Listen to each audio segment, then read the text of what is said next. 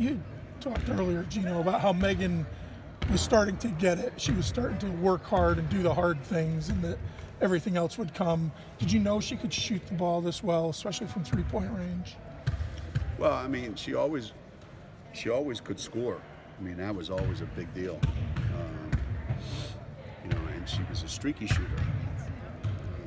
There were times when all of them would go in, and then there were times when she would struggle with it. But during this offseason, you know, she spent a lot of time on it. She put a lot of time and effort into it, and you can see the difference. So, you know, we talked about it yesterday. You know, what you got to figure out is what are your strengths and what are your weaknesses, and how you're going to really attack your weaknesses. And you know, she decided that she wanted to be a consistent three-point shooter, so she's become that. Is that hard to do when there are so many other people who can also shoot the ball and want the ball? No, because there's a lot of shots to go around for us. You know, most of our players are not high-volume shooters. You know, we don't have the kind of team where one player has to get 20-some shots. You know, most of our players, you know, are content to score all their points with, you know, 15 shots. So if you're a pretty good shooter, if you're a consistent three-point shooter, we're going to make sure the ball finds its way into your hands. If you're not, we're going to make sure the ball gets lost on the way to you. How important is it that Megan's been able to make such a big jump from the beginning of the season to now? You know, the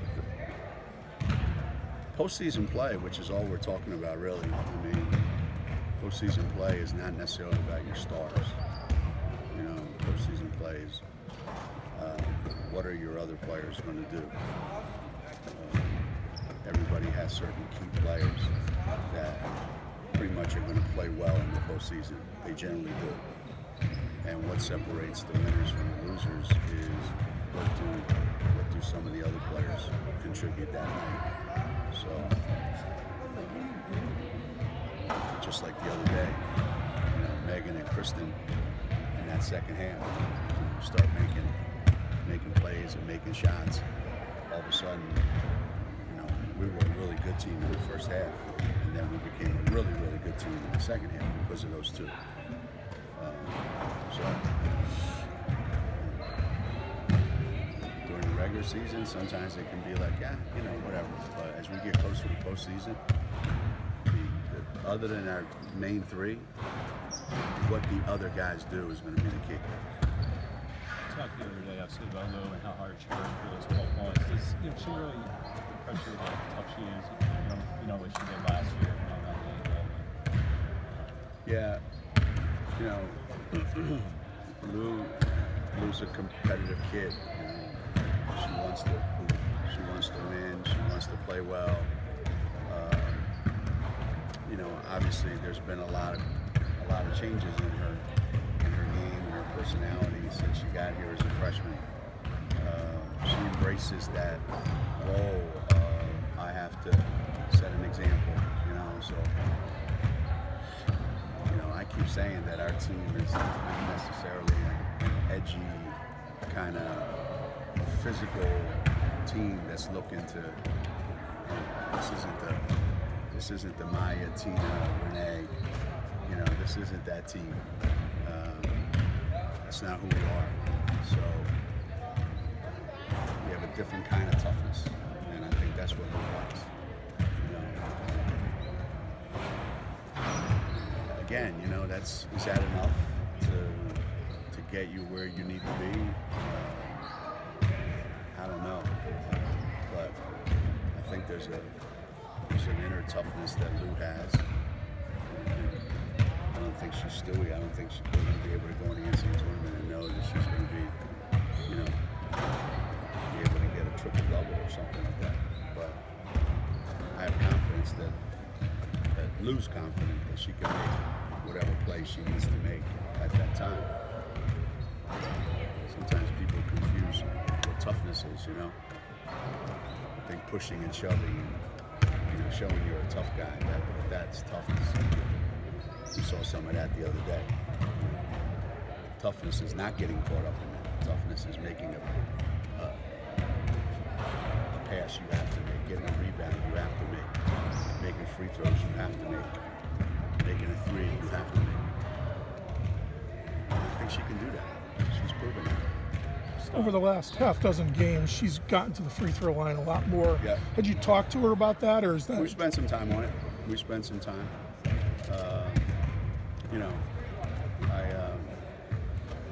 I'd asked Lou a while back. I said, "There's a couple of cool things I want to show you," and she's embraced it, and it's allowed her to just kind of slow down.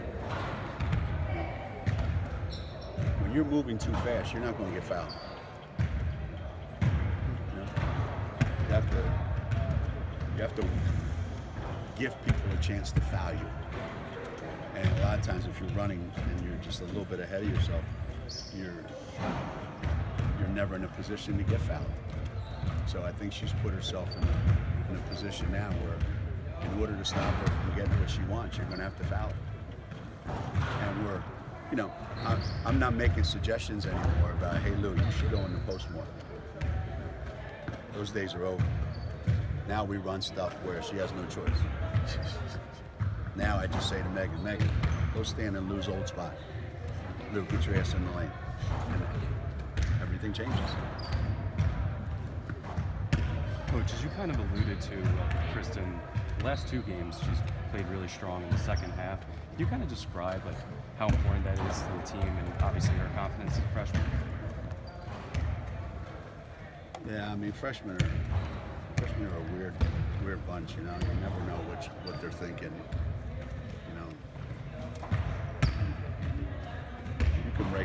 You can put this in the book for as long as I've been coaching. You ask a freshman, hey, what's on your mind? You know it's a lie as soon as it comes out of their mouth. Because they have no idea. Their mind is shot by the time this time of the season comes around. So what I try to do with Kristen now is as we get towards the end of the season is to try to eliminate as much thinking as possible and just let her play to her instincts, So it's been more of every time you touch it, you need to attack the basket. Every time you touch it, you have to be an offensive player. You have to be a scorer. Why aren't you getting more steals? Why aren't you getting more tips? So it's all things that play into her aggressiveness. As opposed to, do you know what we're doing on this ball screen? Do you know what we're doing in this rotation? Do you know, after these three cuts, where are you going? We've kind of eliminated all that. We've eliminated all that, so I think she just, and we're going to eliminate even more stuff for her. So we want to take advantage of what she has, because she's got a lot. Obviously. You talked at the beginning of the season exactly what you addressed here about the two new starters and how they were going to have to make a difference. Are you happy with how they've come along? I mean, it's been an up and down road for Kristen. It's been an up and down road, absolutely. But it's nothing we didn't know. I said we were going to struggle in a bunch of areas, and then we went up and played great against Notre Dame and won, and everybody said, he's full of shit, he's just blowing smoke again. And I know what we got. I know my team better than anybody else knows my team. I know what we're great at, and I know what we're not good at, and I know what we're terrible at. And I knew we were going to struggle with those two guys in the lineup a lot of ways. And sometimes we're able to hide it, sometimes we're not.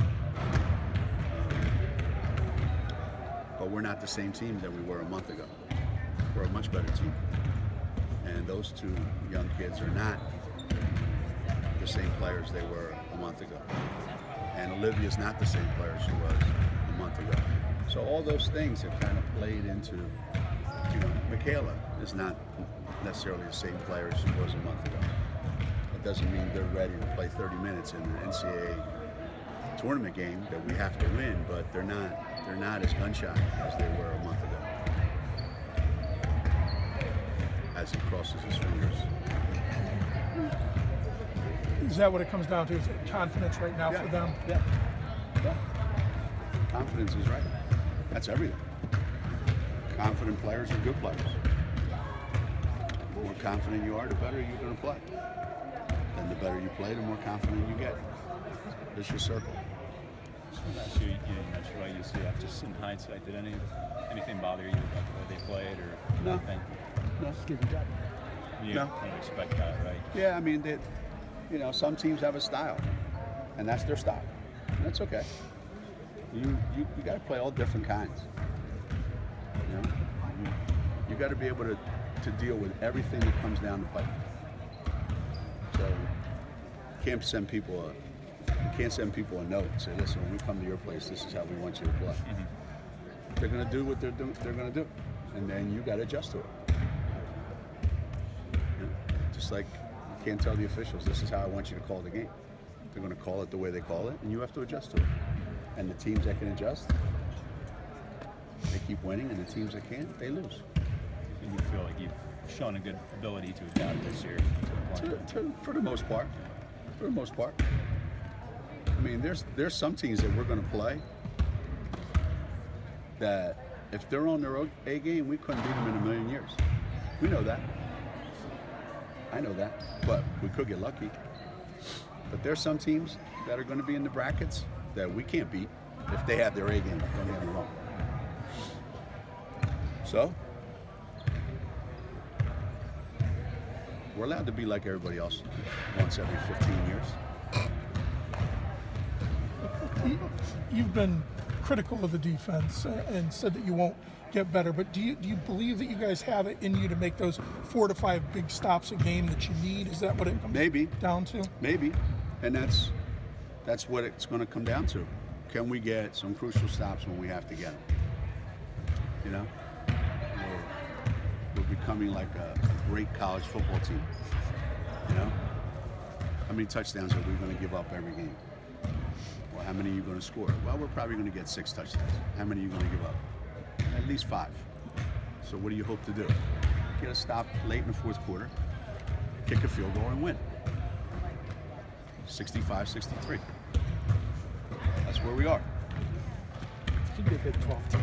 We could be a Big 12 team. I like the Sooners. Where do you think this team is health-wise, maybe compared to some past years? Last year, it seemed like you guys were kind of getting beat up down the stretch. Yeah, we were kind of banged up. We're pretty good shape. We're pretty good shape. You know, we're pretty good shape. You know, knock on wood. You know, we don't have anything that's been lingering, and we don't have anything that's been difficult to deal with, that we've had to manage. Everything's been good. We've been lucky. I mean, other than guys get sick and all the stuff that goes around. But other than that, we're okay. We're okay.